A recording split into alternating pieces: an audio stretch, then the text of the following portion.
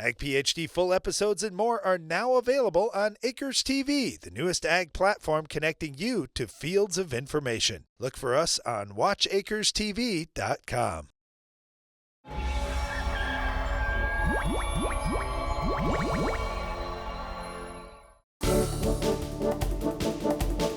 With harvest starting in many areas of the United States here over the last few weeks, we just wanted to talk today a little bit about harvest and grain bin safety.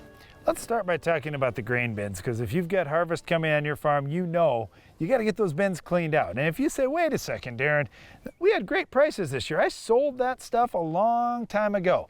Well, if you haven't been back to those bins, make sure you get out there at least a week before you're harvesting so you've got time to get things done. Sweep out everything perfectly. Make sure there's no sign that there's ever been a crop around that bin.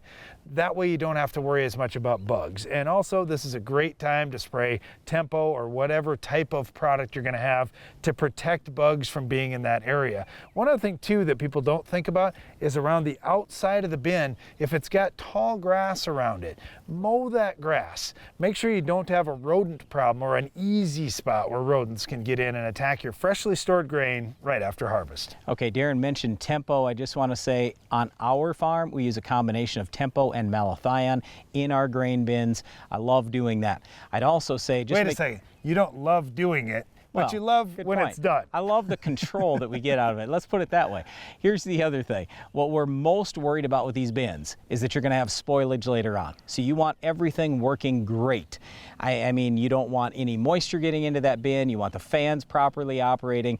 The reason why this is such a big deal is, unfortunately, we see grain bin accidents every single year. So number one, make sure that bin's ready to go. Number two, check the bin often. And number three, when you are checking the bin, and if you're ever going to get inside a bin, use the buddy system and have some type of safety harness so you can get yourself out of there rather than getting trapped in that bin. All right, here's probably the biggest safety issue with harvest is just the long hours. And if you're running long hours, taking a few extra minutes to do those daily maintenance things or the daily cleanup, well, it's tougher to do and it's easier to say no to, but you just have to do it. Or you can do like our dad did. He would say, all right, boys, be ready. As soon as I pull that combine in, I'm heading in. I got to get some food and I got to get to bed, but you guys get her all cleaned up for me and make sure it's all good for me tomorrow.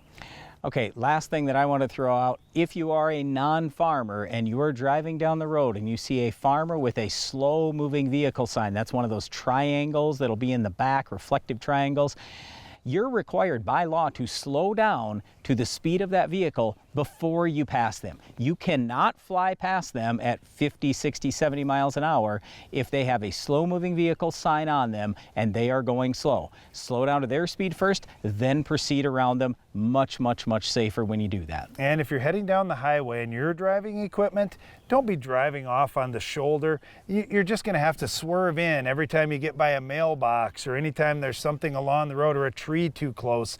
You have every right to be out on that road too, so be in your lane if you can.